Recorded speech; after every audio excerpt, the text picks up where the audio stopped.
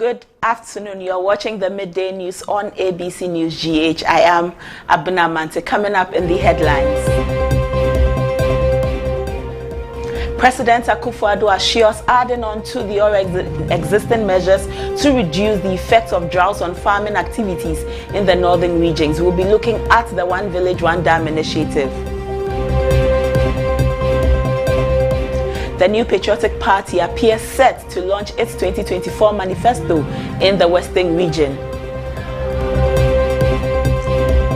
Still on elections, former President John Mahama has pledged to bring together all faiths to express gratitude and seek divine guidance for the country. We will bring you more on this. Still to come in the bulletin, in business, government has outlined a series of new initiatives designed to address state enterprises' shortfall. There is more to come in this bulletin. On the international front, Thailand elects its youngest prime minister ever.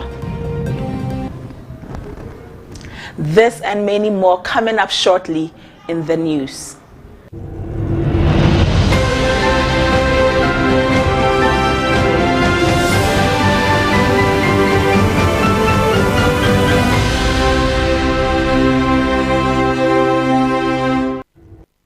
President Nana Addo Dankwa Akufo-Addo has indicated that the government will in the coming weeks roll out measures to address the dire effects of droughts in the northern part of the country. On the X social media platform, the president said that he has taken note of the dry season in the northern part of the country that has caused shortfalls in farm outputs.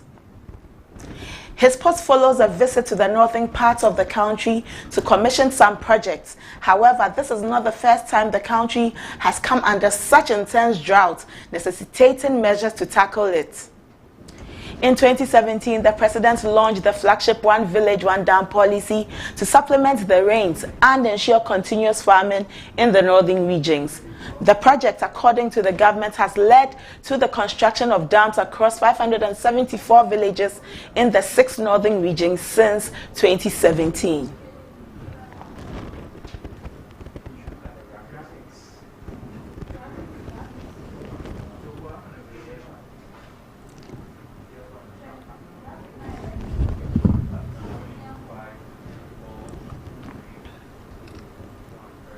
Let's take a look at the One Village, One Dam initiative.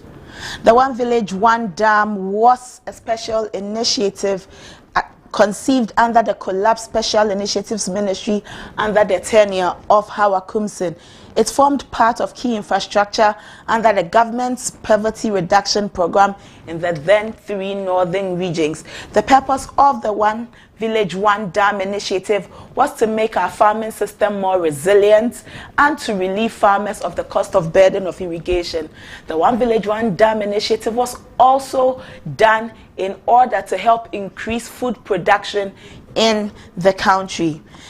The program commenced in 2017 as part of government measures to ensure continuous farming and irrigation for farmers. Between 2017 and 2018, 560 sites were identified and 300 small earth dams construction was commenced. So far, some 574 small earth dams have been constructed. The cost of each dam, the dam cost the country some 250,000 Ghana cedis. Hence, in total, the cost of all of the dams that have been constructed so far cost the nation 14.5 million Ghana cedis. However, the Ghana Irrigation Authority says that it will cost the country at least 5 million Ghana cedis to construct a dam and a maximum of 20 million Ghana cedis.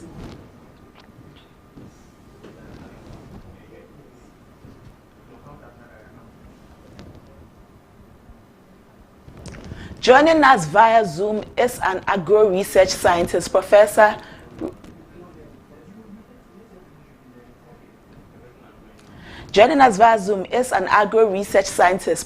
Roger Kanto, to help us have this conversation on the dams and the drought happening in the northern regions. Good afternoon, sir.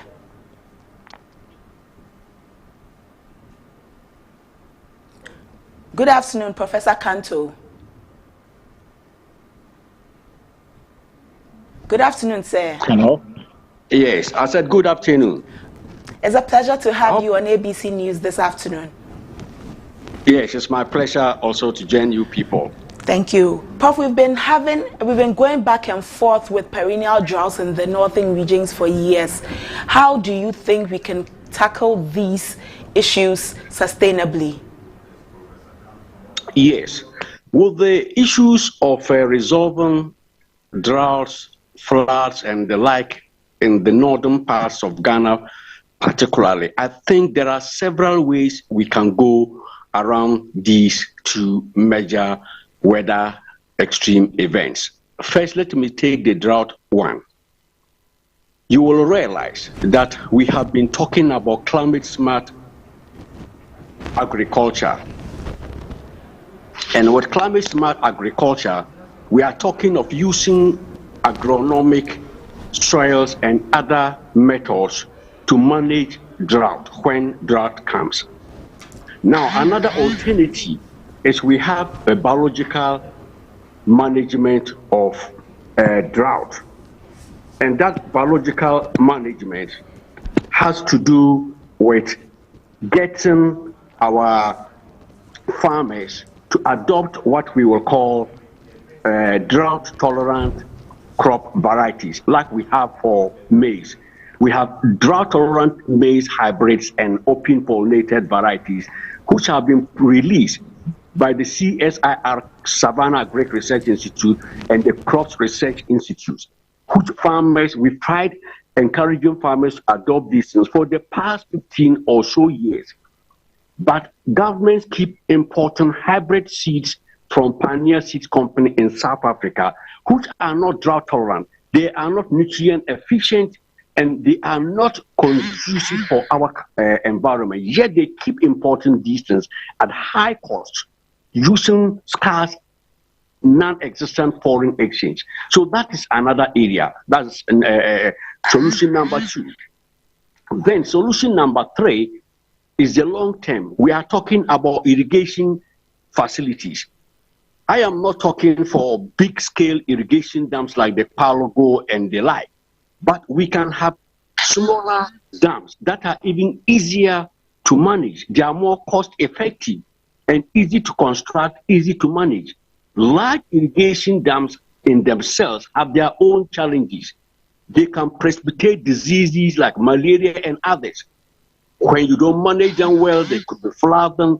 Look at some of the irrigation facilities we have already in Ghana, which were all established by the late General I.K. Achampong. How many of them are even working now? All of them, right from Tono, via Bontanga, up to the southern sector, Volta region, and others. A lot of these facilities have been run down because of high management costs. So irrigation, yes, but we have to be careful. Now we should be looking at the Upper East. The Upper East region is an example of a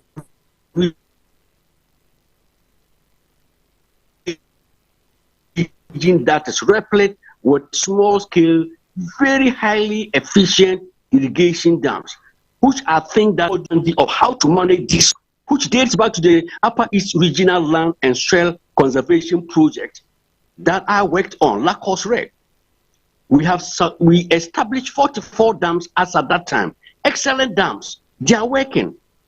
That was a Ministry of Food and Agriculture project. And then Ghana Irrigation Development Authority, Department of Cooperative, CSIR, we work together. They are in the Upper East currently. Some have silted and need to be desilted by the communities. And we even instituted Water Users Association, courtesy Roy Ayariga, to manage these dams. And it's working. So the practice is out there. But when ministries or politicians fail to consult people who are technically and professionally equipped with the skills, talent, and experience, and just do it anyhow, that is what you get. Because these are technical and professional things. Policy is one thing, manifesto is one thing, but implementation is totally a different ballgame. You can come out with all the lofty ideas as documentary form, as policies or manifestos or whatever. But how would you work these policies or manifestos? That to me is the most important, and not just a mere rhetoric. And unfortunately, this is where I think we haven't done so well in, by consulting technical professionals who know and can do these things. Then lastly, there are crops that are naturally drought tolerant. We're talking about pearl millet, that's early and late millet, fonio, sorghum, bambara granules, and these are crops no government or development partner is interested in. No one has given funds to research into these crops, either through breeding, agronomic practices, protection, post-harvest, and processing. Yet these are the crops, even when there is drought like now, millet and sorghum, bambara granules, cowpeas, they are able to go through, and you will get harvestable yields. Whereas rice and maize, and soybeans, where government have taken as priority crops, will all fail. But these other natural crops that have sustained the Upper East region, year in and year out, they have been encountering drought. The soils are not good. But these crops that I've mentioned, millet, late and early, sorghum, bambara granule, and cowpea, have done so well. So these are some of the things that we can do as a people. I will end by saying that we need broader scale, stakeholder consultations when it comes to areas like agriculture. Agriculture is not like employment or industry or other areas where 2-3 people sit in the comfort of their office and propound solutions. If the solutions work, fine. If they don't work, fine. With agriculture, it is life and death. If you don't have food, people perish. Is that what we want? No. You can gamble in other areas, but not with agriculture. When agriculture is fixed, health, nobody goes to hospital. Ask me when was the last time I ever went to hospital. I only go to check my eyes because I have good food to eat. Education without food, who will go and sit in the classroom to learn? So at the pivot of every country, every jurisdiction, number one is agriculture. Once agriculture is fixed, people eat. They sit down and can think, reason, and progress. That is why it was not by coincidence that development started along the Nile River in Africa. North Africa ran to East Africa. That was where mathematics, algebra, science started, because people around that area were able to grow their crops, cultivate them, their animals, eat vegetables, fruits, cereals, and all the root and tubers, and had time to now think. So basically, this is what I have to say. Okay, thank you, Prof. But before you go, the One Village, One Dam initiative has been fraught with certain challenges and inconsistencies. How would you, in your professional opinion, ensure that these challenges are met, these challenges are sorted out by the president, so that in the coming years we do not face these same challenges year in, year out? Yes, my advice to the president, His Excellency Dr. Akufo-Addo, is simple, and the Minister for Food, and they need stakeholder consultation, broad stakeholder consultations, which I'm afraid to say was not done in that issue. It was clear they never engaged broad stakeholder professionals, people on the ground who know the terrains. For example, you've come to my community. I come from Tumu in the Sisala. It's municipal. If you want to set up a dam there, you need to ask the people, where can we site the dam? These are people who have lived there more than 5-6 decades. They know the terrain. They know the flow of water. But if you just get 1 or 2 people, give them money, they go to the community. They don't even consult the chiefs. They don't consult the they don't consult anybody. They go there and they are just excavating land. You see, irrigation, it's not just going there with tractors, bulldozers, graders, just scooping soil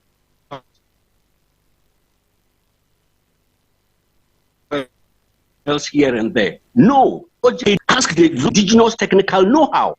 People have lived there for 50, 60, 70 years. You just jump there as a contractor because you've been given money. You go there and you are just scooping F anyhow. It doesn't work like that. I have seen some in Darut and Pane district where they went to, it was an advanced dugout. Not, it doesn't qualify to be called a dam. Yet they say they are dams. So who have qualified that as a dam? So these are the issues. Policies, yes, politicians can come up with them, but implementation should be grounded and done by technical people, the locals, those professionals trained in research, agriculture, Ministry of Food and Agriculture, farmers, and those of us on the ground who know our terrain. And we've been doing this year in year out. I've worked for 30 good years. There's no community in the whole 5 northern regions I do not know. I've touched base with all of them. So if there are issues concerning them, we can solve them. But you sit in Accra here and you propel unscientific, unrealistic solutions. It doesn't work that way. Prof, in scientific solutions, you mentioned that there are certain biological factors that affect the drought. What are some of these factors, and how can we pay attention to these factors so that we mitigate the effects of the droughts? The most important, biggest factor that is beyond Ghana and Africa and is at the global level is what we call climate change and climate variability. Because of man's activities, which we call in science anthropogenic issues, exposing the Earth's atmosphere, the ozone layer, to unacceptable levels of carbon dioxide, CO2, that have destroyed the ozone layer. You have look at the number of aircrafts projecting, pumping so much CO2, sulfur, carbon monoxide into the atmosphere. Look at the number of vehicles. When I drive to Accra, in Accra here, you see vehicles, the suits that they produce are always sometimes.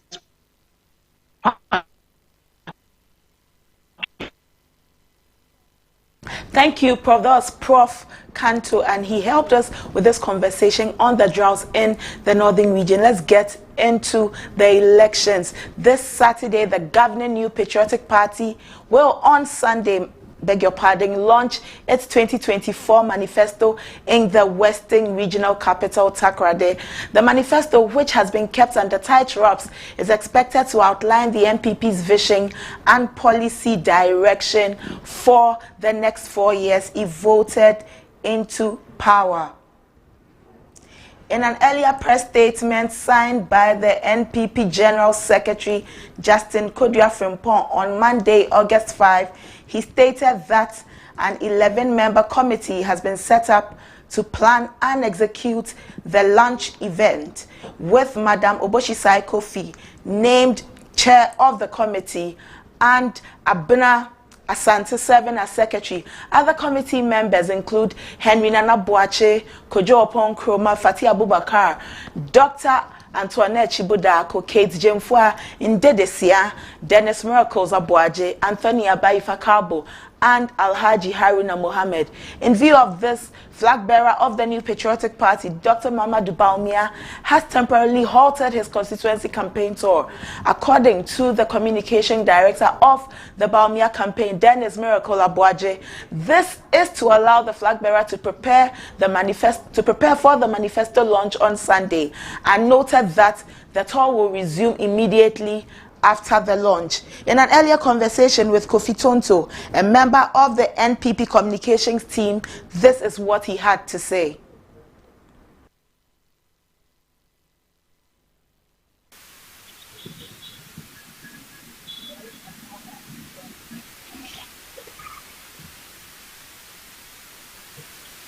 Okay, what we have already done in the last 7.5 years.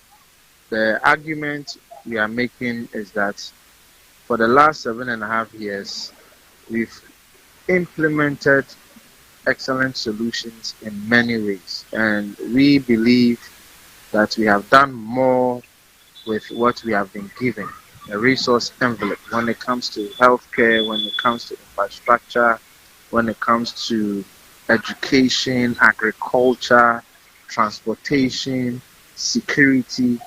We have done better. We have performed excellently. Even when it comes to economy, with the myriad of challenges that have confronted us, even in the face of the challenges, we have done well. Nevertheless, there is more to be done in still have a lot more to do. And we are offering new and bold solutions to answer the remaining challenges that we have.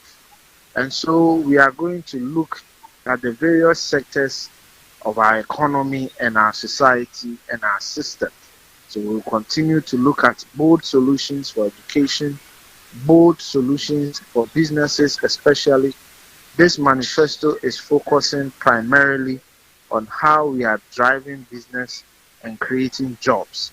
So we are going to speak a lot on business growth, the impetus required to grow business and then to create jobs.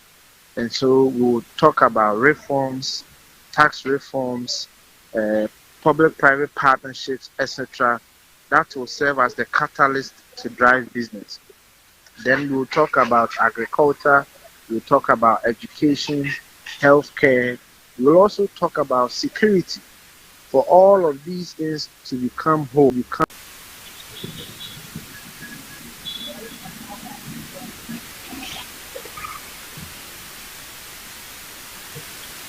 Okay, so I think our current manifesto will be offering bold solutions that builds on what. Joining us via Zoom to have further discussions on the launch is Prince Sadat, the administrator of the NPP National Youth Wing. Good afternoon, Prince. Good afternoon to you and your cherished viewers. Thank you for joining us, Prince.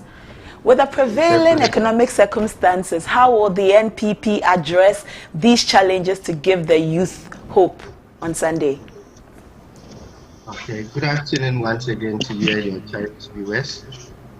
Yes, talking about the manifesto launch on Sunday, you are asking whether how NPP is going to give the youth the hope.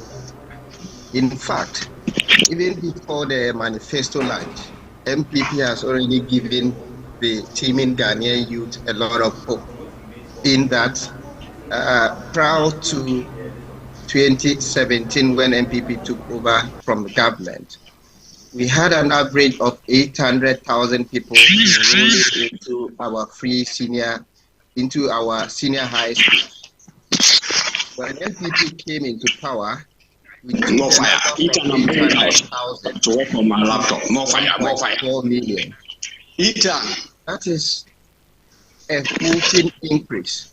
That shows that the MPP has given hope. You ask yourself that from independence right to 2017, we have a total of 800,000 people enrolling into our senior high school cycle. And the MPP government increased that from 800,000 to 1.4 million. That's an increase in excess of about 600,000, which shows that if not for the MPP government, these 600,000 extra people would have wallowed in hopelessness.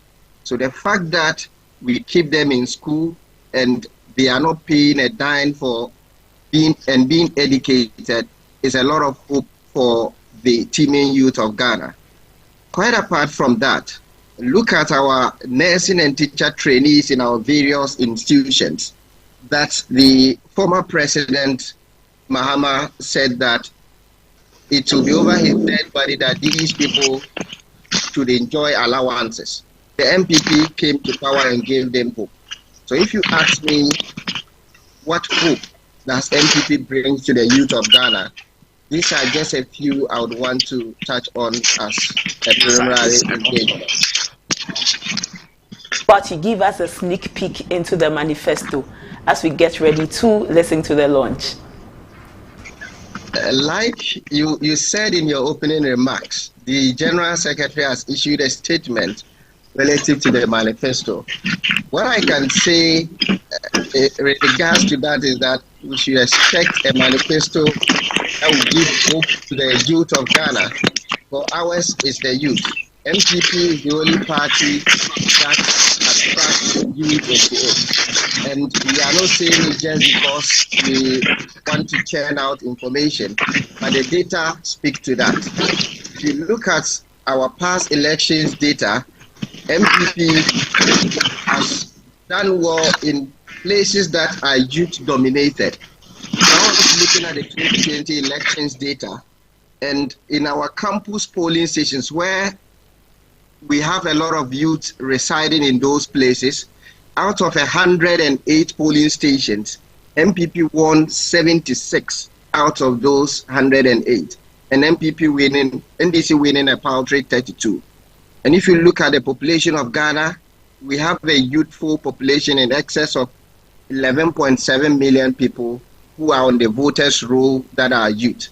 So if we are winning in excess of 70% of the youthful dominated population, we should rather be youth-centered relative to our manifesto. Like I told you earlier in my opening remarks, we should be looking at the manifesto that is seeking to create 1 million jobs for the youth. Yes, you heard right. 1 million jobs is what we are seeking to create for the youth, especially in places that are not comfortable zones for us in this part of the world. In areas of coding and digitalization, the MPP would seek to create 1 million jobs for the youth. Quite apart from that, the popular credit scoring that the flag bearer of the party has mentioned that a lot of people don't understand is also an avenue that would help the youth a lot, because we are always in need of these things, but we lack the purchasing power to be able to get most of these things. Also, in the manifesto, you should seek to look at how we will leverage technology and data systems. Yes, you keep giving us, you keep giving us what's in the manifesto, but you're not telling us exactly what to look out for. But away from that, was the youth wing of the NPP engaged to give us specifics in the manifesto? On Sunday, when it's launched, will we see that the youth wing of the NPP was engaged one-on-one? Exactly. If you ask whether the youth wing was engaged, the national youth organizer of the party is a member of the manifesto committee on youth and sports. We have quite a number of our youth wing members. Atik Yakubu is a member of the committee. We have beyond the youth and sports committee, the immediate past NUC's president, Dennis Ampofolabiapia, he is a member of the education committee of the manifesto committee. That's quite a remarkable one. Beyond these people, we had engaged various student associations. Primary among them is the National Union of Ghana Students. We've engaged them, sought their views and opinion, and also our student wing, that is TESCON on our various campuses. We've engaged them extensively in putting this manifesto together. MPP believe in the development of youth, and a major decision like this cannot go by without actively engaging the youth. Okay. Thank you for speaking with us, Prince. It's a pleasure speaking with you. And we hope to see you on Sunday. Well, we will be taking your feed, and then Ghanaians will know what the NPP also has for the country and the youth in particular. Well, let's move away from politics into business. We'll be right back.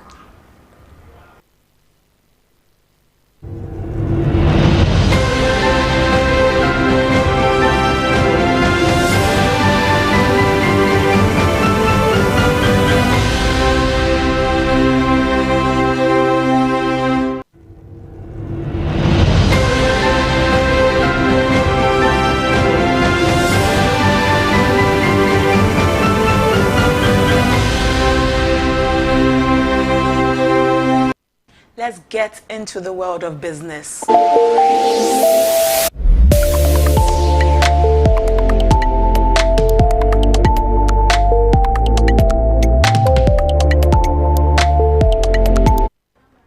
In business, the government has outlined a series of new initiatives designed to address key challenges and improve operational efficiencies and enhance the performance of state enterprises.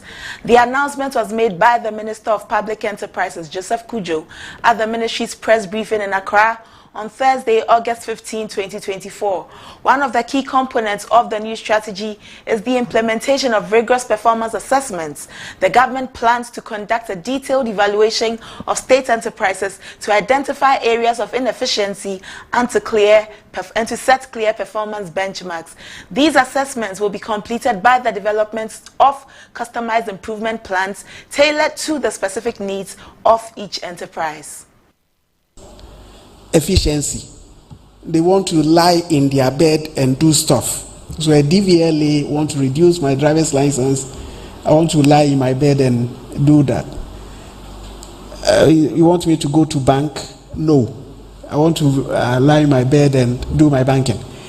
So it is expectations of the public enterprises to deliver on this. And PELT, Public Enterprise League Table, look at that element of digitalization as part of the performance assessment criteria to rank them.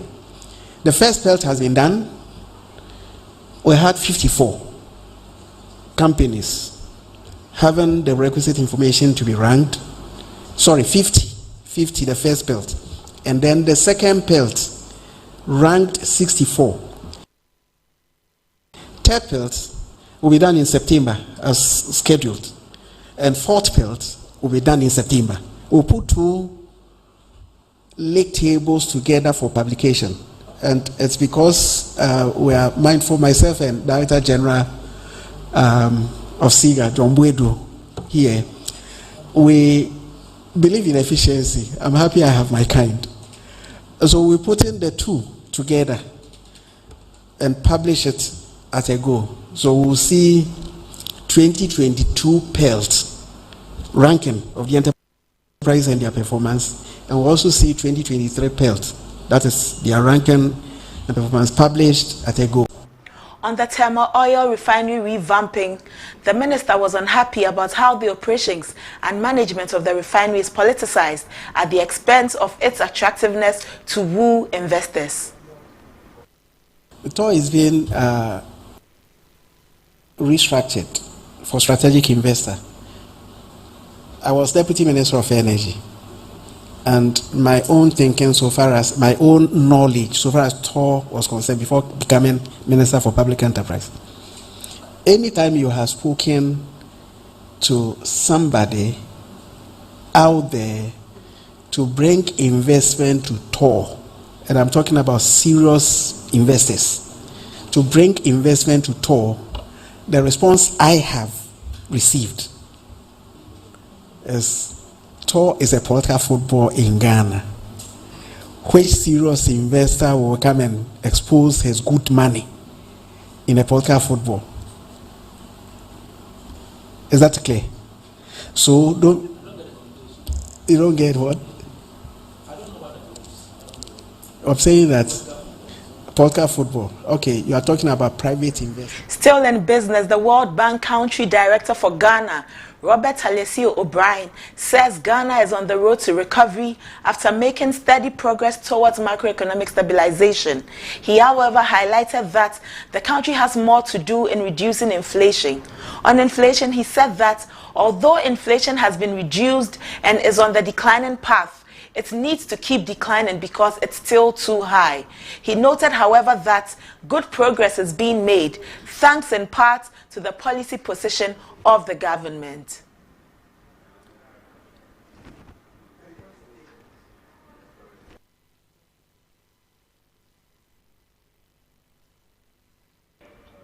You're still watching the Midday News on ABC News GH. Let's go for a break. We'll be back soon.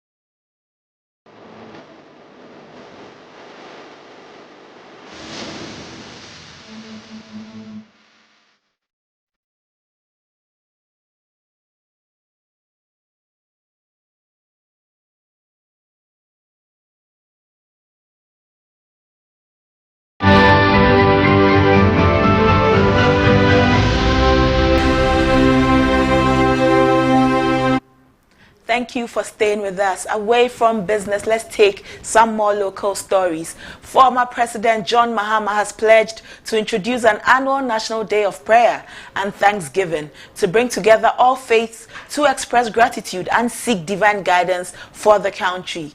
Speaking at an engagement with religious leaders in Ho in the Volta region, former President Mahama emphasized the importance of Thanksgiving in all circumstances. We must give thanks in happiness, in sadness, in whatever happens to us. We must give thanks to God. And so many nations, even though God expects us to work hard to improve our circumstances, also recognize that spiritually you must intercede for God to open the gates for you. And so in the United States, in Zambia, in Congo, in so many countries that I've been to, I've been invited to national Thanksgiving prayers for their nation. And so we intend to introduce annually a national day,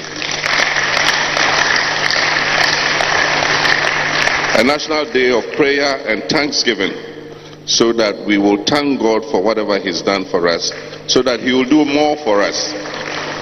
Because He says, we must give thanks in happiness, in sadness, in whatever. ABC News Ghana took to the streets to find out from Ghanaians what they think about the National Day of Prayer and Thanksgiving. This is what they had to say.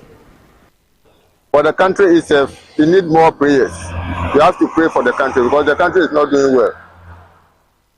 The country is not doing well. So if you can formulate more policies without prayers, I don't think the country can do well.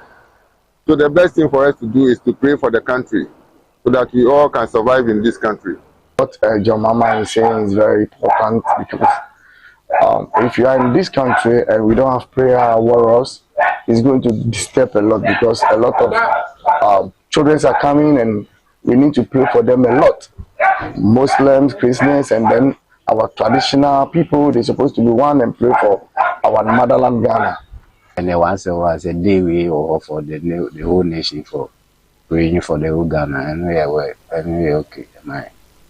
The son of my dream check a crowd, really praise a crowd. I believe in that when the Mama come power, the thing we want the all Christian, the Muslim, everybody can pray for Ghana. If you want there, you could continue, you could go on. But I'm sure that when the Mama come there, everything. Still on the NDC, flag bearer of the National Democratic Congress, John Dramani Mahama, has strongly criticized Dr. Matthew Opoku Prempeh, the running mate of the NPP, for comments made about the late President John Evans Atta Mills. Addressing the issue at a community engagement in Akachi North of the Volta region, Mahama condemned Dr. Prempeh's latest comments as both uncalled for and disrespectful to the memory of President Mills. I was just watching a video yesterday, and he was talking about the past president. He said Rawlings, and he said Kufuor, and somehow he even forgot Professor Mills's name. And then he said, Bakuna Awewuno, that one who died. I mean, how can you talk like this? Very disrespectful, very insulting. Bakuna Awewuno, the one who is dead. Arrogance is like pregnancy. Whatever you do, it will come out. Away from politics and into legal disputes, the Food and Drugs Authority (FDA) has given expression to its dissatisfaction with over 93 million Ghana cedis judgment debts awarded to Tobinco Pharmaceuticals Limited in a protracted legal battle. The legal battle dates back to 2013 when Tobinco's products were seized and destroyed by the FDA under Dr. Opuni's leadership, based on allegations that the company had imported fake drugs into the country. After a decade-long legal battle, Tobinco and its chairman were finally vindicated, with the High Court ruling in their favor on July 29, 2024. The court's decision contradicted the claims made by Dr. Opuni, clearing Tobinco Pharmaceuticals of all allegations of importing counterfeit drugs. The FDA, however, remains resolute in its disagreement with the ruling and has signaled its intention to seek justice through an appeal, continuing the fight in what has been a lengthy and contentious legal saga.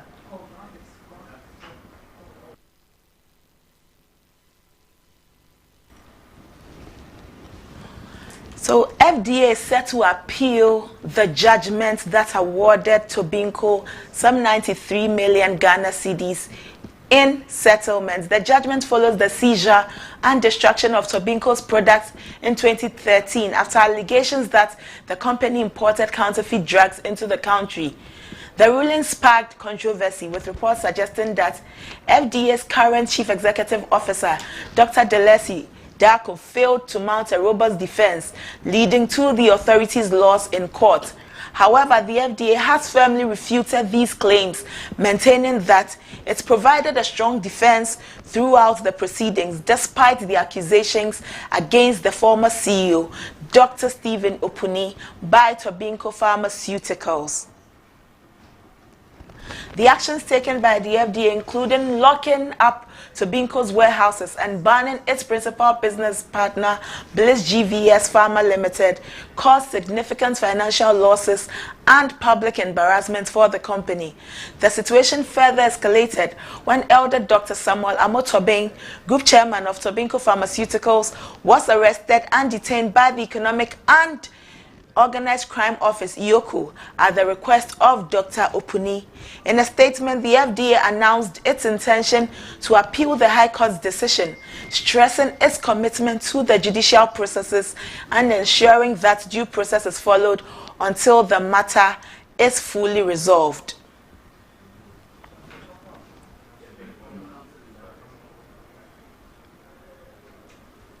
Let's take a break. We will be back.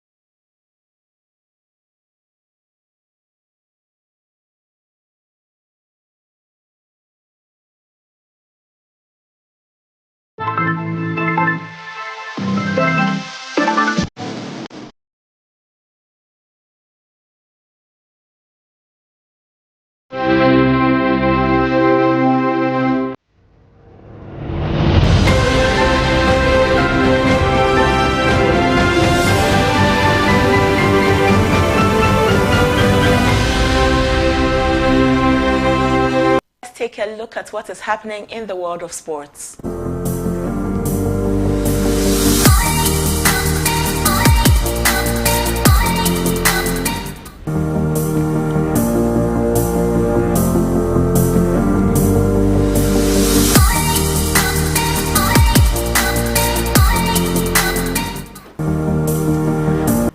In sports, the 2024-2025 football season kicks off today with several major European leagues returning to action. Here's a quick overview. England's top flight starts with all eyes on title contenders like Manchester City, Arsenal and Manchester United as they look to set the pace early. Manchester United welcomes Fulham at Old Trafford tonight at 7 p.m. to open the season. In the French League One, Paris Saint-Germain and the new management will aim to retain their title, but competition from teams like Marseille and Lyon is expected to be fierce. In the La Liga, Spain's top teams, including Barcelona, Real Madrid and Atletico Madrid, are set to compete, with fans eagerly watching new signings and tactical shifts. This season promises excitement as clubs across Europe battle for supremacy. Keep an eye on emerging talents and unexpected challenges as the season unfolds. Away from sports, let's take a look at international news.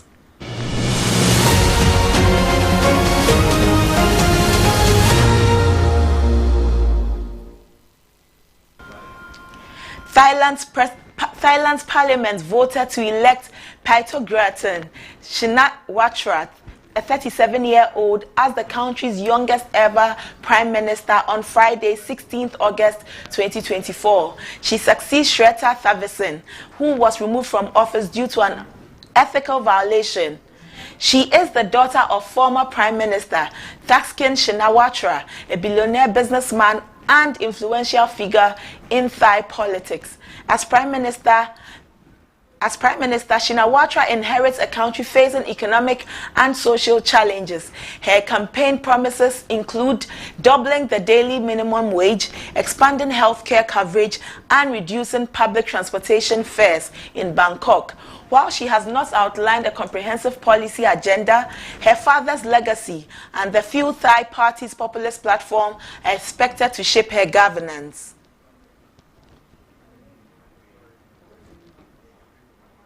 Let's take a look at the entertainment industry.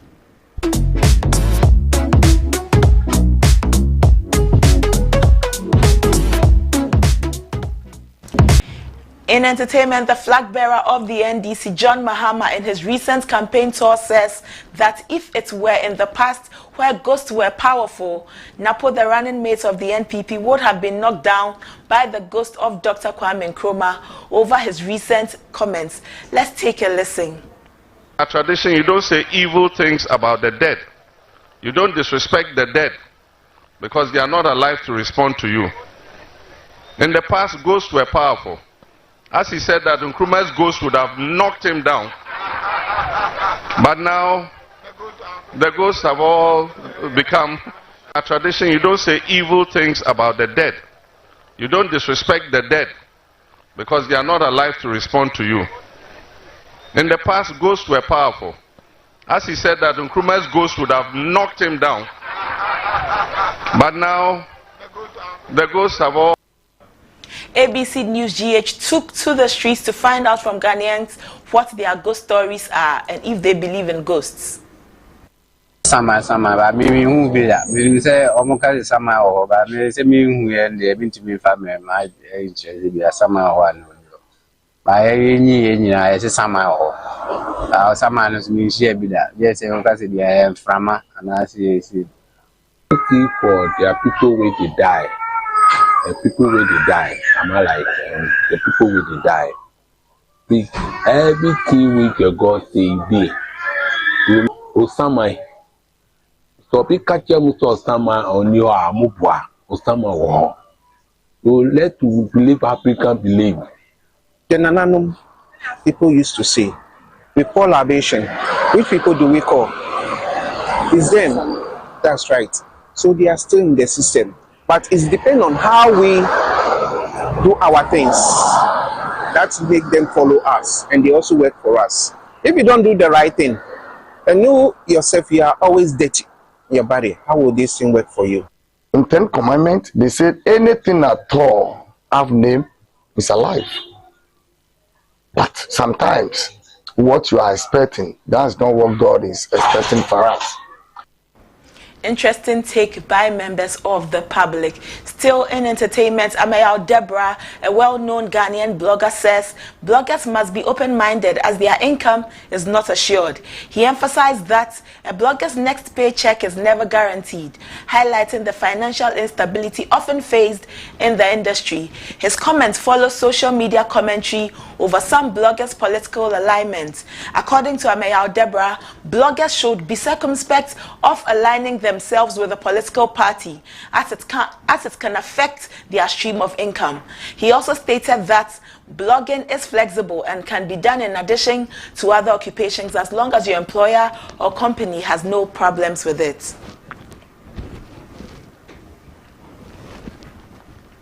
Well, this is how we end today's midday bulletin. But before we go, a recap of our top stories. President Akufo-Addo assures adding on to already existing measures to reduce the effects of droughts on farming activities in the northern regions. The new Patriotic Party appears set to launch its 2024 manifesto in the Western region.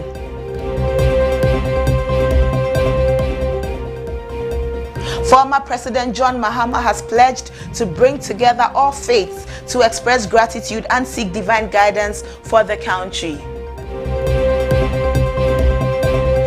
In business, government has outlined a series of new initiatives designed to address state enterprises' shortfalls.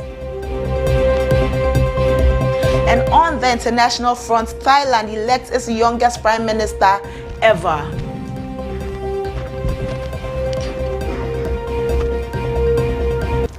Thank you for joining us on ABC News GH. For more news and for more information, visit us on www.abcnewsgh.com. Follow us on social media and interact with us at ABC News GH. I am Abna Mante. Have a good afternoon.